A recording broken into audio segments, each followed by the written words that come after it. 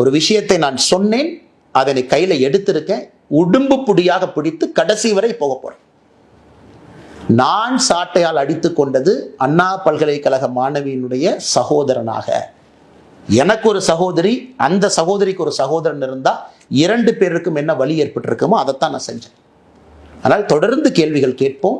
இதை நம்ம விட போறதில்லை. இதுக்கும் அவங்க சொல்லுவாங்க இப்படி அப்படிமாங்க அப்படிமாங்க. அடுத்து நான் 48 மணி நேரம் கழித்து மறுபடியும் அடுத்த விஷயத்தோடு பேசுவோம். அதனால் முதலமைச்சர் அவர்களே பதில் சொல்லுங்க.